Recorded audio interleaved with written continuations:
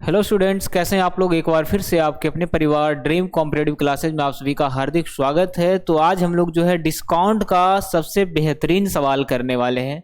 Discount का ऐसा ऐसा सवाल जिसमें प्रॉफिट लॉस भी मिक्स होता है। ठीक है, बहुत अच्छा है और एक छोटा सा क्लास है जिससे आपको एक नंबर एग्जाम में आपको दिला दे। ठीक है, तो आइए आप सभी का स्वागत करते हैं आज के इस क्लास में। ठीक है, चलिए तो स्टार्ट करते हैं आज के इस क्लास को।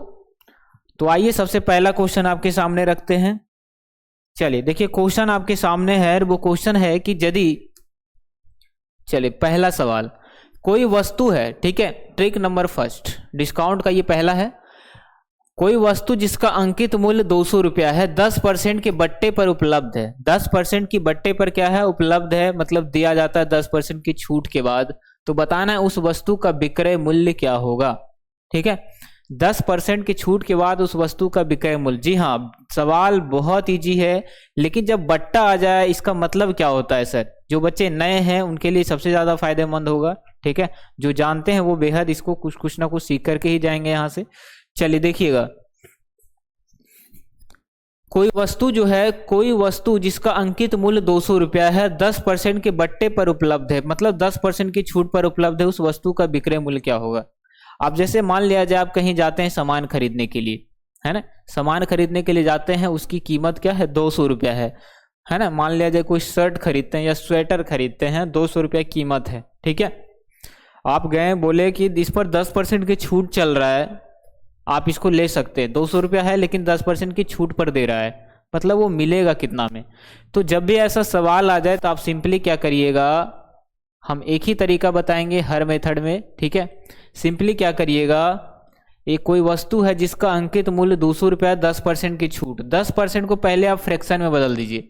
10% की छूट का मतलब क्या होता है, तो 10% की छूट का मतलब होता है कि 100 में जो है 100 रुपया का सामान है और आपको 90 रुपया में मिल रहा है। 100 रुपया का सामान बाबू कितना में मिल रहा है, तो 90 रुपया में मिल रहा है, मतलब 10 रुपया का सामान अब कितना में मिलेगा, 9 में मिलेगा। तो सिंपली क्या करना है आपको, 10% को फ्रैक्शन में बदल देना है। 10%, तो 10 तो लिखेंगे ही, अब प्रतिशत का मतलब 100 से भाग देना, तो बटा कर देंगे 100, क्या हो जाएगा, 1/10 आ जाएगा। मतलब 10 रुपया का जो सामान है अब कितना में मिलेगा, तो 10 रुपया का सामान ऊपर वाला छूट को दर्शाता है, ऊपर वाला छूट को दर्शाता है, और नीचे वाला अंकित मूल्य दर्शाता है। क्या दर्शाता है बाबू, अंकित मूल्य। तो बताइए 10 रुपया अंकित मूल्य, उस पर 1 रुपया छूट दिया, मतलब 10 रुपया का सामान कितना में मिलेगा, 9 रुपया में मिलने वाला है। ठीक है, तो आपको सिंपली क्या करना है, 10% को फ्रैक्शन में बदलेंगे।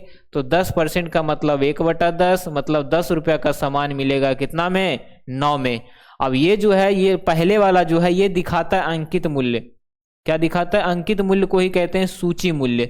और जो इधर वाला है ये विक्रय मूल्य को दर्शाता है। किसको दर्शाता है बाबू, तो ये विक्रय मूल्य को दर्शाता है। क्लियर है। अब जो दिया है बराबरी उसी के साथ जिसके बारे में पूछे उससे गुना। जो दिया है बराबरी उसी के साथ और जिसके बारे में पूछे उससे गुना कर देना है। तो बताइए 10 रुपया अंकित मूल्य है, रुपया में पर है ना, अनुपात में 10 है और रुपया में 200 है, मतलब 200 की वैल्यू 10 के बराबर है। तो क्या करेंगे, 200 रुपया है ना, ये इसके जगह कुछ भी रह सकता है, 2000, 10,000, 5,000, क्या फर्क पड़ता है ना। और अनुपात में 10 है तो 200/10। क्या पूछ रहा है, विक्रय मूल्य। विक्रय मूल्य कितना है, तो 9 है, तो 9 से गुना कर देंगे।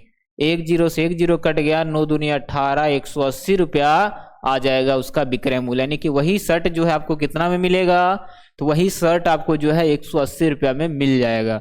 क्यों, क्योंकि 10% की छूट चल रहा है। क्लियर है, इतना लंबा करने का जरूरत नहीं है, डायरेक्ट आप 10 से 9 कर दीजिएगा। 10 की वैल्यू 10/10 नीचे आ जाएगा, 10 रुपया का सामान 9 में मिल रहा है। बस आपको फ्रैक्शन चेंज करने आ जाए, फिर तो आप चुटकियों में हर सवाल को करेंगे। ठीक है, चलिए आइए अगला सवाल देखते हैं।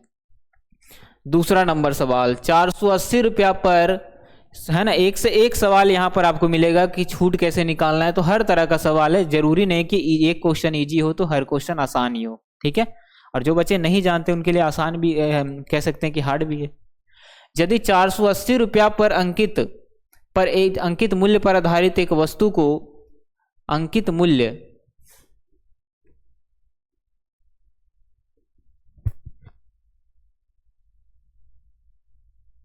480 रुपया अंकित मूल्य पर आधारित एक वस्तु को 400 रुपया में बेचा गया। कितना में बेचा गया बाबू? 400 रुपया में। कीमत, जैसे कोई आदमी गया दुकान गया, 480 रुपया उस स्टिकर में लिखा हुआ था। घर लेके आया, पापा पूछे कितना में लाया, तो क्या बोलिएगा? 400 रुपया में। तो बताइए कितना का छूट मिला? तो पापा पूछेंगे कि कितना का छूट दिया? 480 रुपया लिखा हुआ, 400 में ले आया तुम, कितना में दिया? छूट कितना था इस पर? तो आप क्या कहिएगा कि पापा जी 480 रुपया तो था लिखा हुआ, लेकिन हमको मिला कितना में? 400 में। तो कितना का छूट मिला? कितना का हमको छूट मिला? तो 80 रुपया का छूट मिला। 80 रुपया का छूट मिला किस पर? जो पहले कीमत था अंक, हमेशा छूट अंकित मूल्य पर मिलता है। इसको आप बिल्कुल गांठ बांध के लिख लेना है आपको अच्छे से, ठीक है? छूट हमेशा अंकित मूल्य पर। अंकित मूल्य किसको कहते हैं? जो आप सामान खरीदने जाते हैं और उस पर एक स्टिकर रहता है चिपका हुआ, उसमें जो लिखा हुआ रहता है 200, 400, 500, वही होता है अंकित मूल्य, या उसी को कहते हैं सूची मूल्य। ठीक है बाबू? यानी कि 480 रुपया का सामान कितना में मिला? 400 में मिला। छूट कितना? तो 80 रुपया वो छोड़ दिया, है ना? 80 रुपया बार्गेनिंग करने के बाद क्या किया? छोड़ दिया। तो बताइए कितना का छूट? तो 80। और हमेशा अंकित मूल्य पर ही छूट मिलता है, तो छूट बता अंकित मूल्य गुना 100 करते हैं तो छूट प्रतिशत निकलता है। क्या निकलता है? छूट प्रतिशत निकलता है। छूट बटा अंकित मूल्य गुना 100 करते हैं तो क्या निकलता है? छूट प्रतिशत निकलता है। तो कितना का छूट मिला? तो 8 छक्का 48, 100/6 मतलब 16.2/3, इसी को 16.66 या 67 कह सकते हैं। मतलब इतना प्रतिशत का इसको क्या मिला बाबू? छूट मिला। तो ऑप्शन नंबर जो बी है वो आपका आंसर बिल्कुल सही है। ठीक है, चलिए क्लियर है? तो 16.66 होगा। 16 पॉइंट क्या हो जाएगा? 66 होगा ऑप्शन नंबर सी। क्लियर है बाबू? कोई दिक्कत नहीं है। कैसे हम किए समझ में आ गया सबको? 480 रुपया का सामान था, मिल रहा है 400 में। कितना का मिला फायदा? तो 80 रुपया छोड़ दिया। 80 रुपया छोड़ा किस पर? 480 पर, गुना 100। तो यहां से काटिएगा तो 16.66% का क्या मिला? छूट मिला। अब पापा मारेंगे 2 डंडा। सीधा सीधा बताओ कि 16% मिला, 17% मिला, 16.66 क्या है ना? चलिए क्लियर है? तो इसके जगह पर कहीं 17% भी रहेगा तो भी हम कह सकते हैं। अगला सवाल, तीसरा नंबर, सवाल नंबर 3 है बाबू। बताइएगा इसको कैसे बनाएंगे? तो 12% की छूट के बाद एक खिलौना। सवाल कैसा भी हो, तरीका वही अपनाना है जैसा कि हम पहले से पढ़ते आ रहे हैं। वो तरीका क्या है बाबू?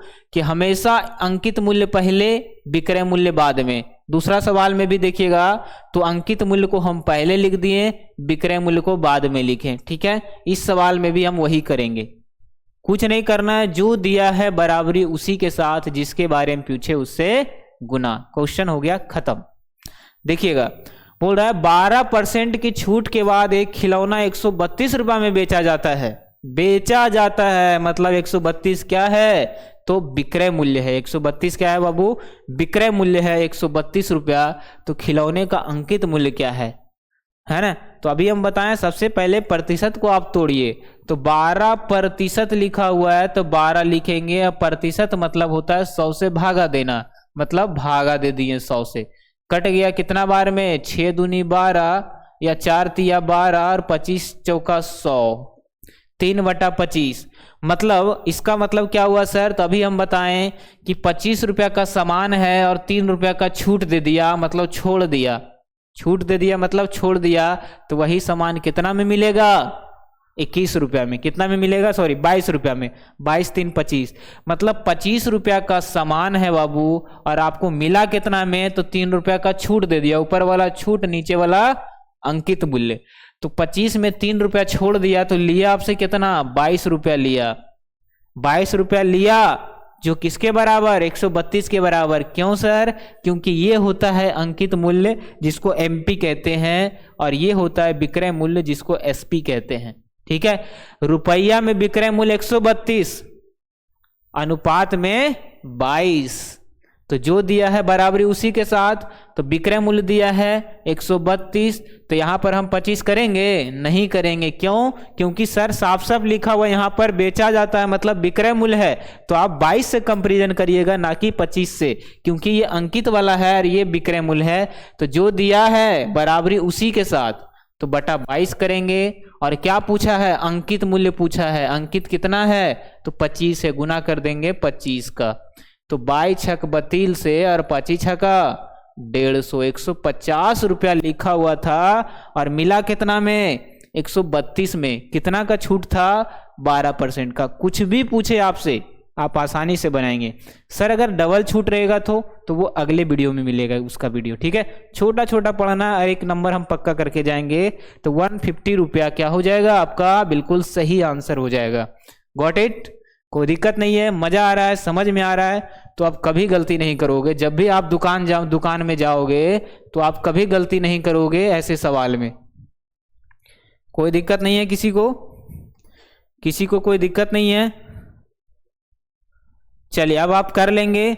चलिए एक सवाल हम आपको देते हैं कि बताइए 500 रुपया का सामान है, या फिर मान लीजिए 600 रुपया का सामान है। कितना का है बाबू? 600 रुपया। उस पर अंकित मूल्य लिखा हुआ है, अंकित किया हुआ है। अंकित मूल्य 600 रुपया है और आपको मिला कितना में? तो आपको मिल गया, मान लिया जाए 500 रुपया में। तो बताइए कि कितना का छूट मिला? छूट प्रतिशत क्या होगा अभी बताएं। तो सर सबसे पहले लिखिए अंकित मूल्य 600, उसके बाद लिख दीजिए विक्रय मूल्य 500। कितना का छूट मिला? 100 का। और हमेशा छूट अंकित मूल्य पर मिलता है, तो 100 बटा 600 गुना कर देंगे 100 से, तो क्या हो जाएगा? 2 जीरो से 2 जीरो कट जाएगा, वही आ जाएगा 16.66%। ठीक है, बस सिंपल सी बात है। और देखिए एक बार फिर से हम इसको रिवाइज करवा देते हैं आपको, एक क्वेश्चन और दे करके। कुछ भी दिया रहे, मान लिया जाए कि 25% का छूट दिया है। छूट कितना है बाबू? 25%। आपको मिला कितना में? मिला मतलब आपके लिए तो वो उसके लिए तो वो विक्रय मूल्य ही होगा।